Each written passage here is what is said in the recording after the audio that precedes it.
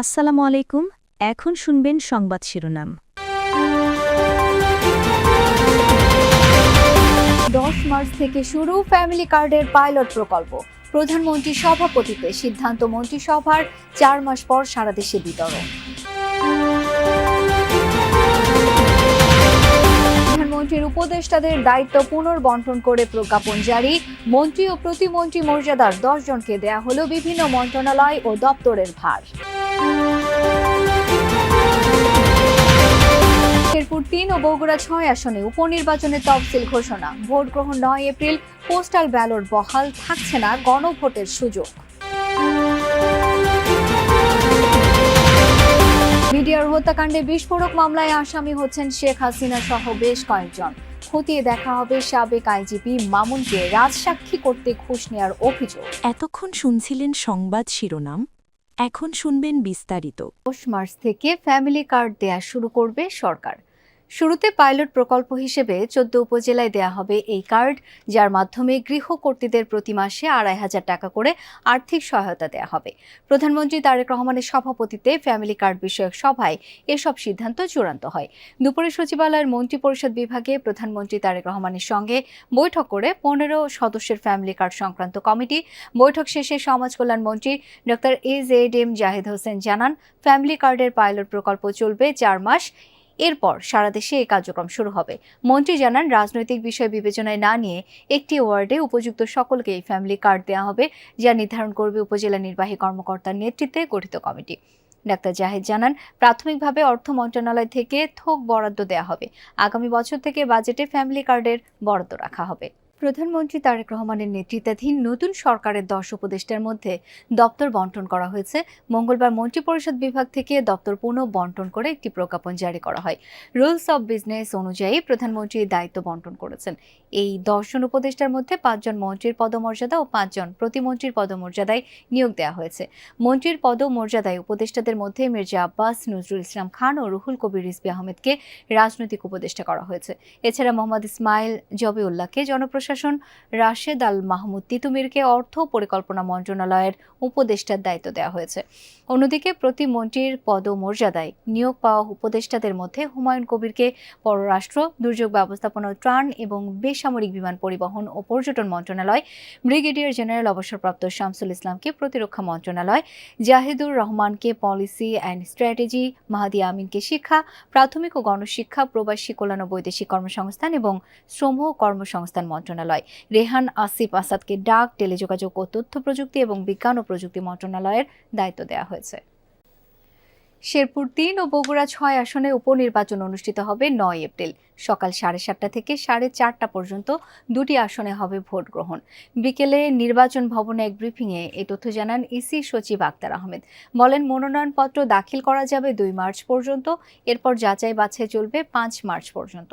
Appeal দায়ের করা যাবে 6 থেকে 10 মার্চ আর নিষ্পত্তি চলবে 11 মার্চ পর্যন্ত। প্রার্থিতা প্রত্যাহারের শেষ তারিখ 14 মার্চ। প্রতীক বরাদ্দ দেওয়া হবে 15 মার্চ। 12 ফেব্রুয়ারি অনুষ্ঠিত হওয়া ত্রয়োদশ জাতীয় সংসদ নির্বাচনে বগুড়া 6 ও ঢাকা 17 আসনে নির্বাচিত হন তারেক রহমান। পরে 16 ফেব্রুয়ারি তিনি ঢাকা 17 আসনের প্রতিনিধিত্বের সিদ্ধান্ত জানিয়ে কমিশনে ঘোষণাপত্র দাখিল করেন। ফলে একই দিন থেকে বগুড়া 6 আসনটি শূন্য ঘোষণা করা হয়। অন্যদিকে গত 3 ফেব্রুয়ারি দিবাগত রাত 3টার দিকে কিডনি রোগে চিকিৎসাধীন অবস্থায় মারা যান শেরপুর 3 আসনে জামায়াত মনোনীত প্রার্থী নুরুজ্জামান বাদল। বৈধ প্রার্থীর মৃত্যু হয়। গণপ্রতিনিধিত্ব আদেশ আরপি অনুযায়ী ওই আসনে নির্বাচন স্থগিত করে ইসি। মেয়াদ শেষ হওয়ার ভিত্তিতে ধাপে ধাপে সিটি কর্পোরেশন নির্বাচন হবে বলে জানিয়েছেন স্থানীয় সরকার মন্ত্রী মির্জা ফখরুল ইসলাম আলমগীর। বলেছেন, মেয়াদ যেখানে আগে শেষ হবে সেখানেই সিটি নির্বাচন হবে। সকালে ঢাকার 2 সিটি সহ 6 সিটি কর্পোরেশনের রাজনৈতিক প্রশাসকরা স্থানীয় সরকার মন্ত্রণালয়ে যোগদান করেন। এলজিআরডি মন্ত্রী মির্জা ফখরুল ইসলামের কাছে যোগদানপত্র জমা দেন তারা। এ সময় মির্জা ফখরুল জানান, ভবিষ্যতে দলীয় প্রতীকে সিটি নির্বাচন হবে কিনা তা নির্ধারিত হবে সংসদে। নতুন 6 প্রশাসকরা বলেন, মশা, যানজট, রাস্তাঘাট মেরামত সহ দুর্নীতি রোধে কাজ করবেন তারা। বলেন দীর্ঘদিন অকার্যকর থাকা সিটি কর্পোরেশনে করণীয় নির্ধারণ করে জনগণের সেবা নিশ্চিত করা হবে। এলজিআরডি প্রতিমন্ত্রী মীর শাহে আলম বলেন সরকারি কর্মকর্তাদের চেয়ে রাজনৈতিক নেতারা ভালোভাবে কাজ করতে পারবেন, এজন্য তাদের নিয়োগ দেওয়া হয়েছে। এর আগে এলজিআরডি মন্ত্রী মির্জা ফখরুল ইসলাম জানান পৌরসভায় রাজনৈতিক প্রশাসক নিয়োগের কোনো পরিকল্পনা এখনো সরকারের নেই। আওয়ামী লীগ সরকারের আমলে দায়ের করা রাজনৈতিক হয়রানিমূলক আরও 1202টি মামলা প্রত্যাহার করেছে স্বরাষ্ট্র মন্ত্রণালয়। এই নিয়ে গত দুদিনে 2208টি মামলা প্রত্যাহার হলো। সচিবালয়ে স্বরাষ্ট্রমন্ত্রী সালাউদ্দিন আহমদ জানান নতুন করে আরও কিছু রাজনৈতিক মামলা যুক্ত হলো এই প্রত্যাহার তালিকায়। তবে মাদক, নারী ও শিশু এবং অস্ত্র মামলা প্রত্যাহার করা হচ্ছে না বলেও জানান স্বরাষ্ট্রমন্ত্রী। বলেন প্রত্যাহার আদেশের অপব্যবহার নিয়ে সতর্ক থাকবে সরকার। 5 আগস্টের পর হয়রানিমূলক ও উদ্দেশ্য প্রণোদিত মামলা হলে তা পরীক্ষা নিরীক্ষা করে প্রত্যাহার করা হবে বলে জানান স্বরাষ্ট্রমন্ত্রী সালাউদ্দিন আহমদ। তিনি বলেন সুবিধাবাদীরা এসব মামলা করেছে। এর আগে গতকাল 1006টি মামলা প্রত্যাহার করা হয়েছিল। বিস্ফোরক মামলার সাক্ষীদের জবানবন্দিতে বিডিআর হত্যাকাণ্ডে জড়িত থাকার বিষয়ে শেখ হাসিনা, শেখ তাপস, মির্জা আজম, জাহাঙ্গীর কবির নানক সহ তৎকালীন বেশ কয়েকজন মন্ত্রী ও আওয়ামী লীগ নেতার নাম উঠে এসেছে।